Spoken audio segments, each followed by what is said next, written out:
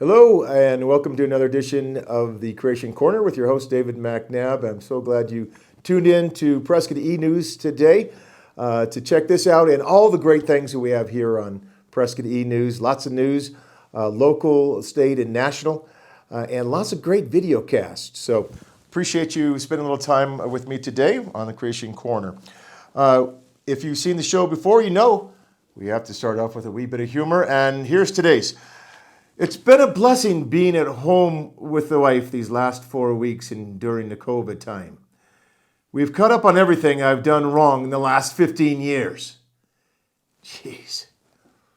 For those that don't want Alexa listening in on your conversations, they're making a male version. It doesn't listen to anything.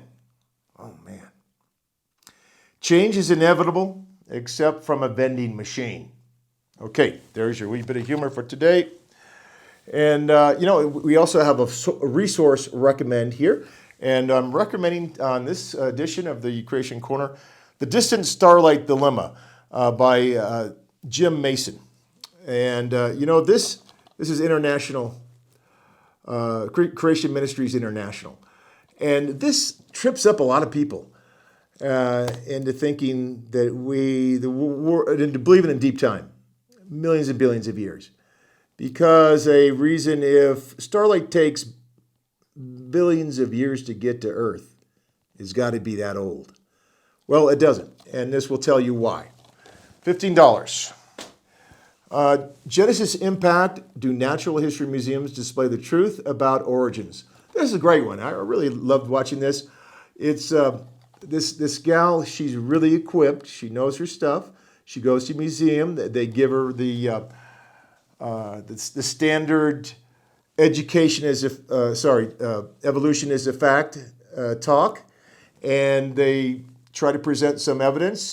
Turns out that's not real evidence because she discovers holes in every one of the things that are presented there, and she does it in a really kind, respectful way. It's a loving Christian way. It's not, I'm going to get you because you've got nothing. No, that's not the way she's presenting this. And so it's a good thing to get this one, $15 for this one as well. The cost, this is the best book that I recommend all the time with Russ Miller, $15.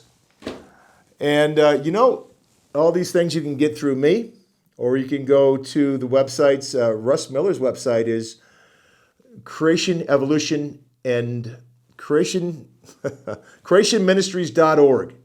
Creationministries.org is his website. Okay, the Creation Ministries International puts out this monthly magazine. It's really well done and very well illustrated and beautiful pictures. And it's just called Creation, world's oldest feather. So this is what it looks like. They also have a free newsletter that they send out, and they'll put on their specials, which are really well priced as well. Creation Ministries International out of Powder Springs, Georgia.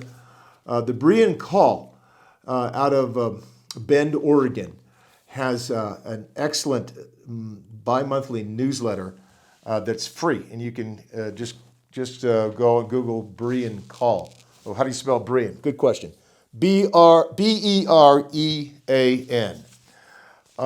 The Persecution Project out of Virginia is one of a number of great organizations that work on how we're going to help persecuted Christians around the world. And there's a lot of Christians, there's more this century than ever before, that's being persecuted and killed for their faith. Christian Freedom International is another one of these international organizations that help persecuted Christians around the world. So I hope if you're a Christian, that is a major concern for you, because we need to be concerned about our brothers and sisters in need around the world. Acts and Facts by the Institute of Creation Research. This is a free magazine. And it's a beautifully illustrated full-color magazine. Lots of good articles in here that will inform and instruct you. about things having to do with creation. Google Institute for Creation Research or go to icr.org. And they'll have on their website there a way to sign up for this free monthly magazine. And it's a really good read there. So I hope you'll do some of that. I want to let you know that you can send me your questions and comments. And I'm looking forward to hearing from you. I will address those questions on air on the videocast program, and I'd love to hear from you. Any suggestions you have would be very welcome. Please tell others about the show so we can expand our listenership. And you might even want to ask your pastor about having a creation speaker or hosting a seminar at your church, and have them give me a call. Now,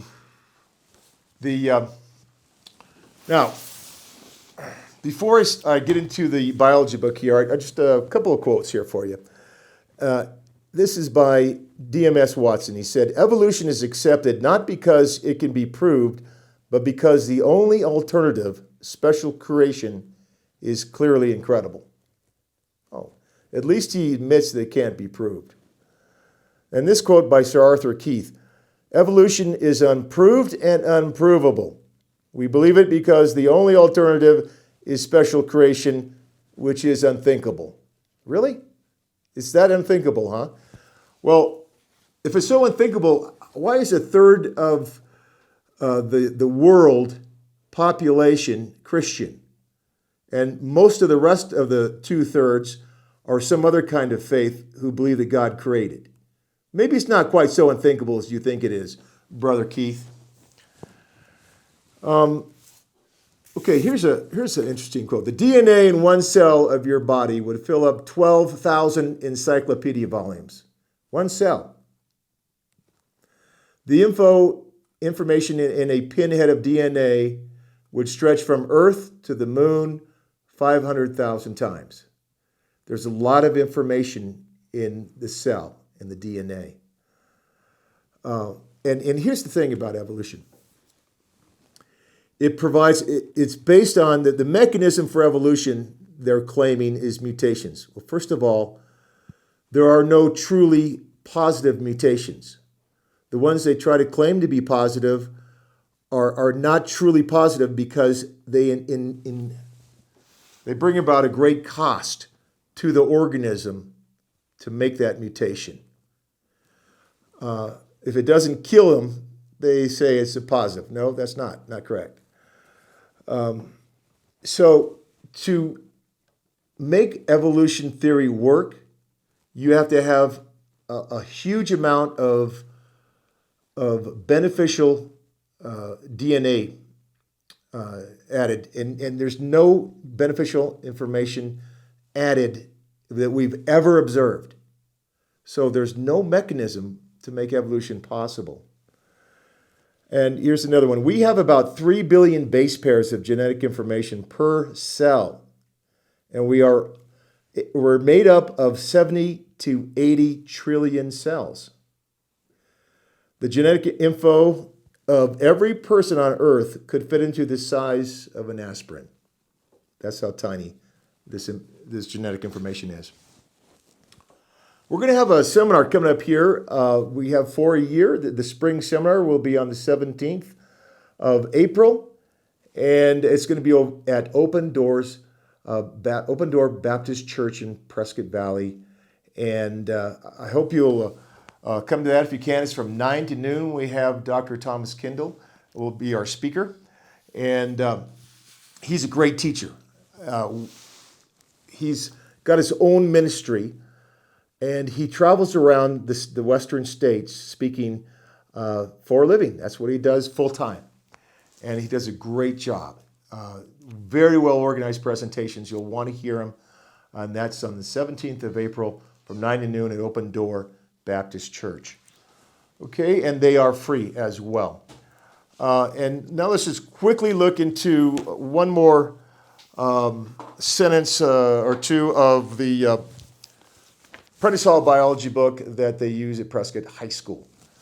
Okay, and I'm just bringing you just one little thing out of this book every time to show you how the kids are being indoctrinated into believing in this nonsense.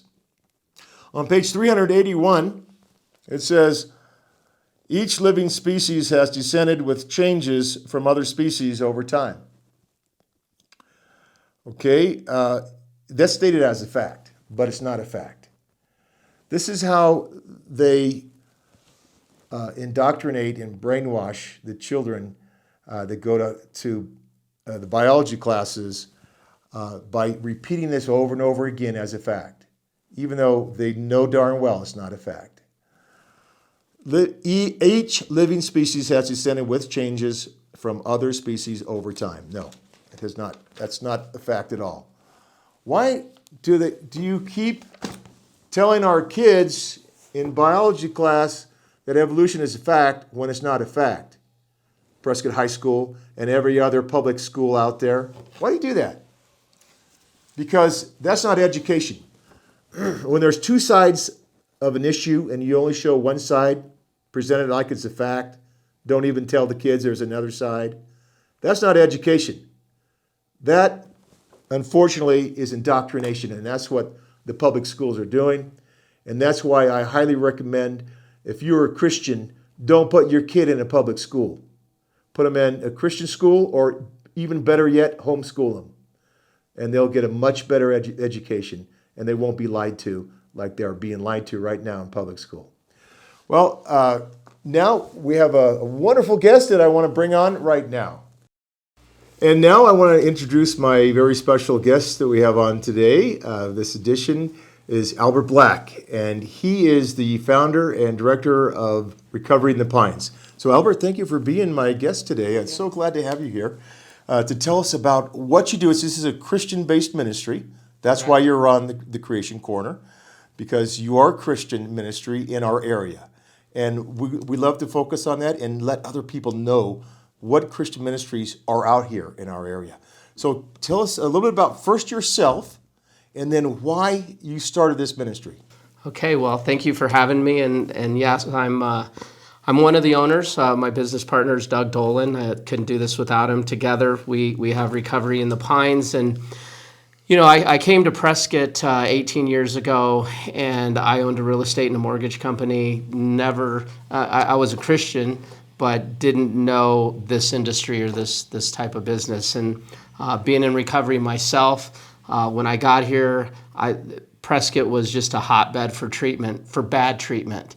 And so I just, I did a lot of soul searching. I wasn't sober too at the time. I was in and out. I was trying to get sober, but I had this secret. And, being married, I'll be married 21 years here in the next few months. But, I lived a double life for a long time as a Christian. Going to church and trying to look good and be a business owner and everything. But I had the secret. And so finally came to the end of myself. A lot of things started to happen. I could see the writing on the wall. And I just remember praying to God. And I prayed, God, if you help me get sober, I'll spend the rest of my life sharing the gospel and helping men. Well, I didn't know what that meant. And I didn't know what was going to happen. But God did. And in the last 9 years, we've had over 900 patients, and from super high executives to 18-year-old kid, TV show people. I've had the owner of a pro sports team here. I've had one of the largest pastors in the world, preaches to 100 million people a week. Wow. All the way to, Johnny who can't get a job and has Cheeto stains on his shirt. So, that's what God did and continues to do. Yeah, this is not of me. But it's a team. We have a great team. We have doctors and nurses and psychologists and pastors and health and wellness people. We have a great team. I mean, it's really the credit goes to all of them. I'm the low-hanging fruit of the group. Doug is, we wouldn't be where we're at today without Doug and the team that we have. And when did you start this ministry? In 2012, April of 2012. So it's 9 years. 9 years. I don't know exactly what date, but I know it was April of 2012. And yeah, we just started, and we just want to share the gospel and help people transform. We're trying to help people become the best versions of them, not better than anyone else, but trying to point people to Jesus and to what does it mean to follow Jesus. You can talk to a lot of people that have faith, and you get a lot of answers. And so we believe in discipleship, and we're constantly trying to point people to what God would have them be. That's awesome. And where are you located, and what kind of facility do you have there? Right. So our medical office, we have a license. We're licensed with the state of Arizona for an outpatient clinic, which again we do PHP, which stands for partial hospitalization, intensive outpatient, and we do outpatient detox. And so that is up by the hospital. We have a little over 2,000 square feet there. Administrative offices, group room, all the doctor office, all the clinicians' offices. So that's where we do all of our therapy. And then I bought a little hotel here in Prescott, and that's where we house our patients. So it's a 14-room place about a mile down the street from here, from the square. And, we've run about 900 people through there. Wow. Now, do you get one or two per room? Correct. We have two guys to a room. Occasionally we may have three guys to a room, but that's very rare. And then sometimes we have guys that have earned the privilege to have a room to themselves. So that's how that goes. Okay. And do you want to tell us where that hotel is, or no? Yeah, it's a mile south of the square. Mile south. Okay. Yes. And it's 14 rooms there. Correct. So you've got a basic maximum of about, 20? Well, we're licensed to have 31, because some rooms we can have 3 patients in, but we don't. We're licensed to have 31 patients there currently with the state of Arizona. It is a licensed sober living facility. Okay. And, we had somewhere around 200 rehab facilities, houses here in Prescott. And Noel Campbell kind of went on the warpath against this, saying this is shoddy treatment and it's not the real deal. And how did you fare through that? How did you survive that? Well, I was a part of his committee. You was? So Noel Campbell asked me. I was the only treatment center owner in the state of Arizona that was on that committee. I was appointed by our House of Representatives, the only treatment center owner in the state of Arizona. Noel approached us because we kind of were the good guys. And I sat on this committee. It was an amazing experience to be a part of that. We helped draft a bill that Governor Ducey signed that gave cities like Prescott the power to enact laws to regulate our industry. And so I got to be a part of that. And we designed everything. And then Prescott, there was over 250. And also at that time, my business partner, Doug, was the only treatment center owner on Mayor Oberg's committee back then. And we went from over 250 sober living homes to when Doug left the committee, because they've put new people on it, but there's less than 30 now. Wow. So we were very instrumental. I was very outspoken against the treatment industry. Because it was so shoddy. It was disgraceful. Yeah. And I've said that very publicly. Treatment doesn't, the way it's being done, the way it was being done in this town was very disgraceful, and it didn't work. And so, I hope we've made it better, and we kind of are the gold standard. Well, it says a lot that Noel Campbell would come to you to be on the committee to fix this problem. He did. It really says a lot, and congratulations for having such a well-run facility that he would recognize that and then wants you to help out with how we're going to regulate this to make it right. Right. And so that's great that you did that, and that you are running a well-run, balanced, and Christian program there at Recovery in the Pines. Tell us a little bit about what's on your website. People can go to your website and look there. Well, our website's a treatment website, and, I think it's a nice website. I always, it's where people go. I always think, people should not go to Google to figure out where their kids are going to treatment. You can Google anything today and end up on a treatment website. And it's like, I think, I've started to kind of have these conversations. People have really nice websites, and that's how they make their decisions. And this is a life or death situation. What we like to do is, when I get calls, like I had a father today. I got a call yesterday.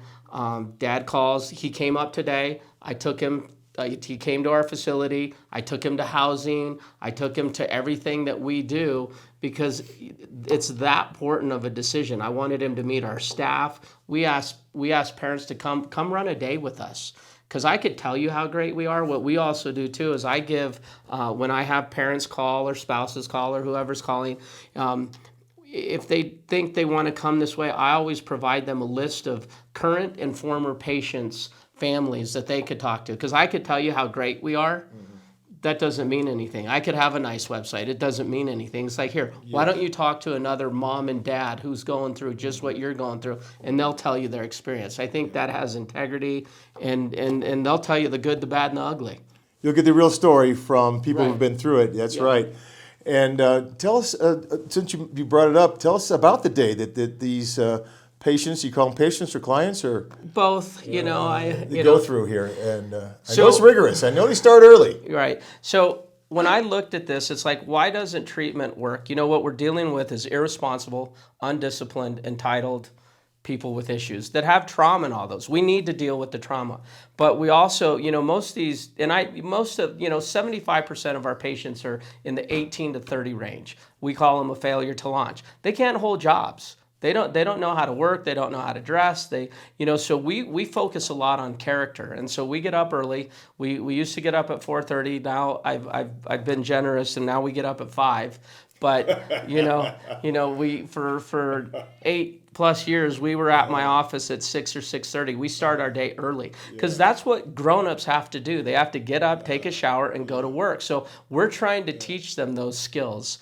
And so we start early in the morning. We start in the Word. We start with the gospel, and this isn't to beat people over the head. This is just get people focused on God and what the answer is. And then we have a clinical component after that. Okay, so after breakfast they have a Bible teaching. Right. So they have an hour to get dressed, showered, shaved, dressed appropriately. Their bedrooms need to be immaculate. Okay. We have room checks, and then they come to the office, and that's the first hour is when we're in the Word.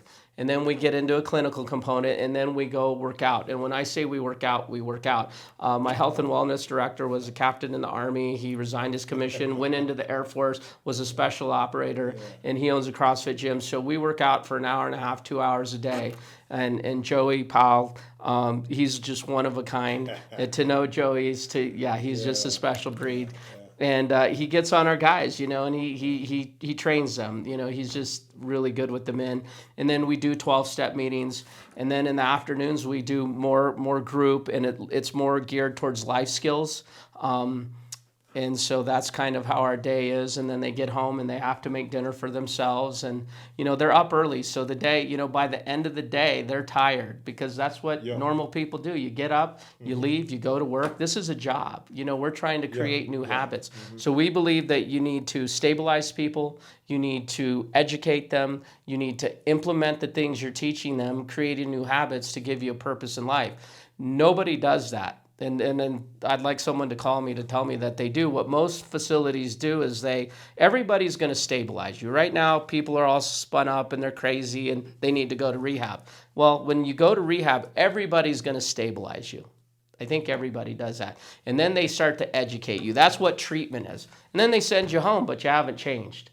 And so our program, 6 months to a year, our average stay is 11 months. It's like if you're looking for 30, 60, 90 days, you need to go somewhere else, because you're not serious about changing. Okay. Period. Say that again. Your average length of time there is? It's 11 months. 11 so just months. call it a year. Okay. And if, when people call me and the first thing out of their mouth is how much is this and how much and how much does it cost and how long is the program, I'm like, you're asking the wrong questions. You're going to die. You're going to get divorced. You're going to end up in jail, and you're like, who cares? Right. And my little background, when I got sober, I closed my businesses. I didn't work for a year. I was taking off all our bank accounts. I had to change everything, and I just did what I was told, and my life dramatically changed. And so Did you go to a rehab yourself? I didn't. I just went to 12. I just went to Alcoholics Anonymous and got sober, and was mentored and still mentored and discipled by men that are very strong men. Yeah. Well, I'm sure it's best for the men that you're serving now to get instruction and teaching from someone who's been through it. Yes. People who've not been through it can't really relate as well, I'm sure. Right. Yeah, as a Christian, I get frustrated with church people, although I am a member of a church and I have a lot of church friends, but they don't understand. Like the stuff that pastors preach about, I did. I know who Satan is. I know the darkness. I know those places, and not that makes me special. I just have experience. It's not theory. Yeah. I've had the police in my living room. Being married and going. I have a wonderful wife and kids, and I tortured them. And so, how did we get out of that? Well, you put Christ at the center, and you start, and you get humbled. And you start to do what you're told and follow Jesus, and it's amazing what happens. And that's all we're trying to do with the young men. But today with the people in treatment, it's much more than that. This generation that we have, they don't know how to work. They just we got a lot of full plate with things that we need to teach them. And I can tell that you're providing a lot of structure and discipline for these people who desperately need it. Right. I know a Marine captain, and there's a lot of structure coming out of there, a lot of discipline, and it's kind of in your face, And so I think that's great that you're providing that for these kids. Tell us more about the religious instruction they're getting and the foundation that they're receiving. I was raised Catholic, so I whatever you think of Catholics or whatever. I'm grateful for my Catholic upbringing. I was taught about God, and, we went to church every Sunday, and, I was taught right from wrong. But, so I grew up believing in God, but I wasn't walking with God. And I met some guys in a parking lot about 22 years ago, and they asked me if I wanted to study the Bible. And I said... Wait, you're in a parking lot, and some guy that happened to be a missionary or something? Yeah, they asked me if I wanted to study the Bible, and they were from the International Church of Christ, and I said yes because I had this hole in my gut that I was trying to fill with other unhealthy things, and I think they recognized it right away. Yeah, they're like, that guy needs help. Yeah. And so I went to a very conservative type of church, fundamental church for 15 years. It's where I met my wife, and I just have a very conservative, rigid maybe viewpoint, people might say, but I have a few pastors from a few of our local churches that pour into our guys, and it's a little bit, they all have their personality, but we try to preach the truth. We try to leave all the doctrinal stuff outside of it, who is Jesus? Let's focus on Jesus. Let's not focus on what's the name on the church, because it's not about the name on the church. It is about Jesus. Yes. Let's just, what does the Bible say? And really, what does the Bible tell us how we should live? Mm-hmm. So that's kind of, right now, every morning we go through Proverbs, because I believe it's, it's good teaching, it's good wisdom. Mm-hmm. It's not too churchy. It's just basic good food to get into your brain every day. And then I let the pastors do what pastors do, and they can get into those more in-depth conversations. Yeah. Is that a daily routine that they have there with this every morning? Clients? Is every morning for an hour or so? And then they also take them to church on Sunday morning, Sunday night, and Wednesday night? Correct. So right now, currently, what we do is Sunday morning we go to Prescott Life Church, which is an Assembly of God church. Yes. And then we go, Steve Reed is one of the pastors. I'm good friends with Steve, and he pours into our guys, and he takes them on hikes on Friday, and he just really loves our guys, and I'm grateful for that. And then we go to Prescott Christian Church after that at 11 o'clock. We go from 9 to 10 to Prescott Life. And then from 11 to 12, we go to Prescott Christian Church, where I'm a member of. And just in recent time, we're starting to go on Wednesday Bible study. Last night we were at a Bible study with Dennis from the Mount Vernon Church of Christ. Yes. And it's just good stuff. It's not going to hurt them. Yeah. And so that's kind of the different flavor of guys that we have pouring into our guys. That's really good instruction. And we've had Dennis Baker here on the Creation Corner to interview him and hear about the ministry that's happening at Mount Vernon Church of Christ as well. So that's always a good thing. And he works with our guys on Monday, Wednesday, and Friday. Dennis comes in and he does a Bible study with our guys in the morning. And then on Tuesdays and Thursdays, Ken May from Prescott Christian Church does a Bible study and kind of an overview of what we was taught on Sunday by the pastor Jason Price. So Monday, Wednesday, and Friday they get Dennis. Tuesday and Thursday they get Ken May. On Friday they get Steve Reed. And then on Sunday, they get Steve and they get Jason Price, who's the lead pastor of PCC. Right. So hopefully I'm just exposing them, and they're going to gravitate to whatever. I just, feel that it's good teaching, and they get to pick. That's a lot of good religious teaching that they're getting. How many would you say come in as non-Christians and leave, and then how many would leave as Christians, do you think? Well, I think 90% of our patients that come from church families, because those are the calls we get. I get referrals from Focus on the Family and Heartlight Ministries. So people are usually have been exposed to God and have grew up in church homes. But we get a lot. You don't have to be a Christian to come to our program. But you're being surrounded by it. We usually tend to baptize the people that... I was going to ask you that. How many baptisms have you had? We've had hundreds. Literally hundreds. I think, that's one of my main goals is to get people to take that step. What baptistry do you use? Well, we've used PCC. We've used Prescott Church of Christ, and we've used Pleasant Valley Church of Christ, and we've also used the lakes around here, but don't tell anybody because I don't know. Okay. A little extra bacteria in those baptisms. Yeah, there's only been a couple of those. Okay, well, it's been great talking to you about this. Tell us your website address and direct people there. Yeah, if you need help, we just want to talk to people and see if we can help. But our website's recoveryinthepines.com, and we have phone numbers on there. My phone number's on there, and we're here to any way we can help. Okay, that's an easy one, recoveryinthepines.com. That's very easy. And do you answer the phone? I do. It's right here. Awesome. All calls come to me. So you can call over at recoveryinthepines.com, and you can talk to Brother Albert Black yourself.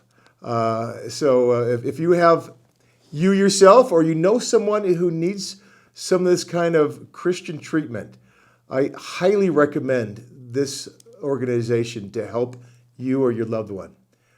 It will do wonders for them and bring them to not only recover them physically, but recover them spiritually. So, Brother Black, thank you for being my guest today. God bless you. Thank you. Thank you.